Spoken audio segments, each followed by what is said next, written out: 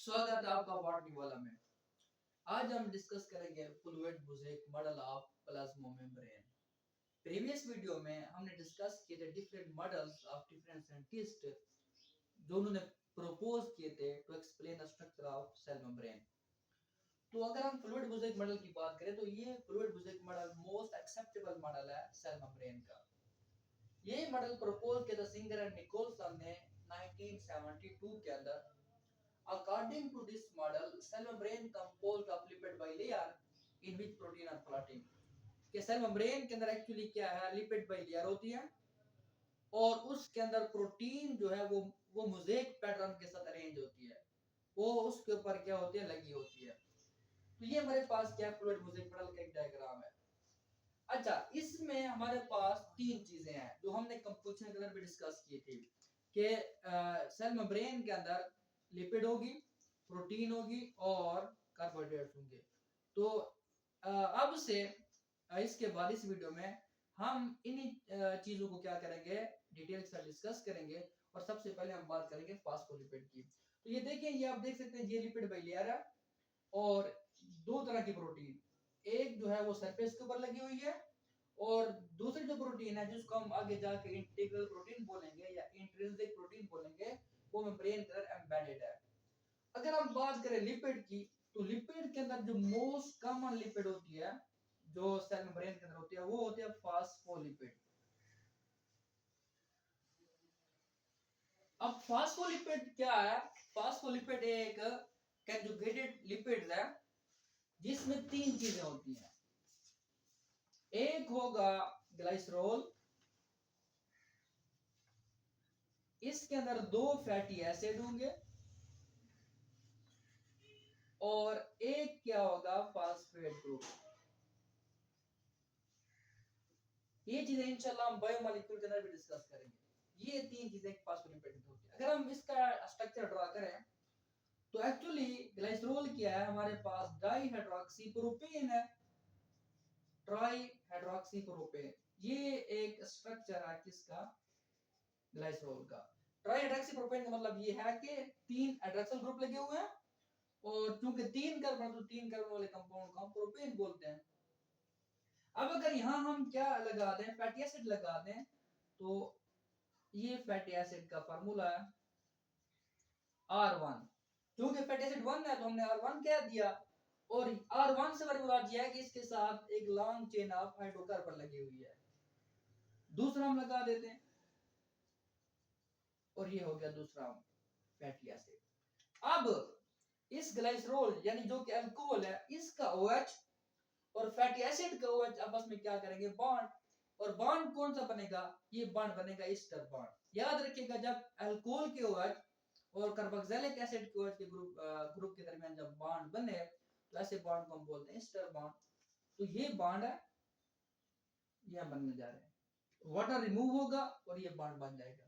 इस बॉन्ड को हम ईस्टर बॉन्ड बोलेंगे और इस प्रोसेस को हम बोलते हैं एस्टरिफिकेशन। और ये दूसरा बॉन्ड, यहां भी वाटर क्या होगा, रिमूव होगा। तो ये ग्लाइसरॉल हो गया और दो फैटी एसिड। कार्बन नंबर 3 के OH के साथ फास्फेट ग्रुप अटैच होता है और उसके साथ ये OH। अब यहां भी OH है और तो यहां भी हमारे पास क्या बनेगा, ईस्टर बॉन्ड बनेगा ऐसे। अब चूंकि यहां हमारे पास नेगेटिव हो, फास्फेट नेगेटिव चार्ज है, तो इसलिए इसके ऊपर हम नेगेटिव भी लगा देते हैं।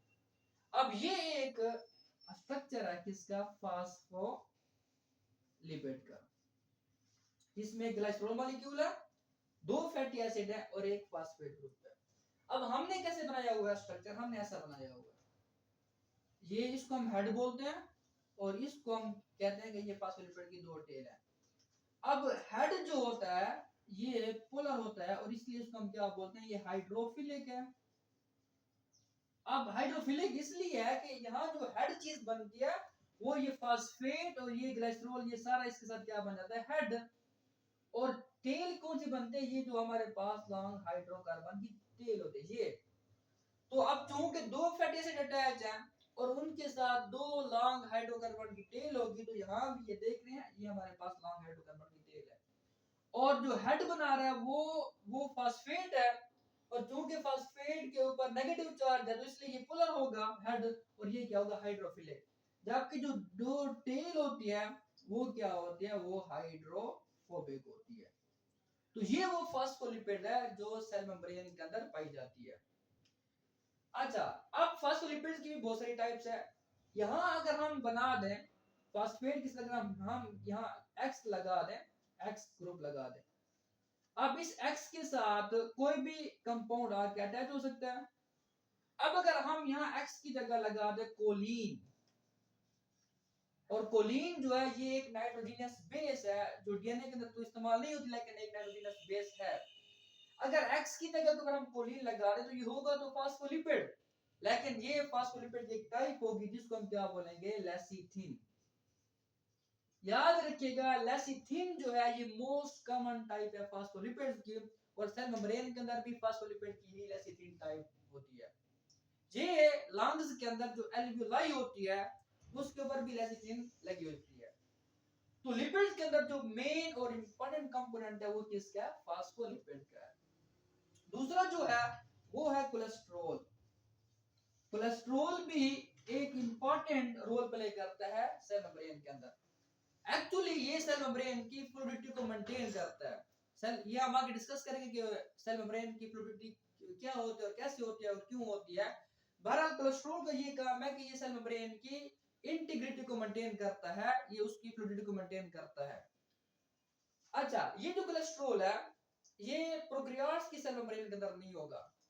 अगर आपसे कोई पूछे कि सेल मेम्ब्रेन जो है प्रोकैरियोट्स और यूकैरियोट्स में क्या डिफरेंस है, तो आप कह सकते हैं कि अगर हम यूकैरियोटिक सेल मेम्ब्रेन से कोलेस्ट्रॉल को निकाल दें वो प्रोकैरियोट्स की सेल मेम्ब्रेन बन जाएगी। वहां कोलेस्ट्रॉल नहीं होता लेकिन यूकैरियोट्स के अंदर कोलेस्ट्रॉल होता है, और ये सेल मेम्ब्रेन की फ्लूइडिटी को मेंटेन करता है।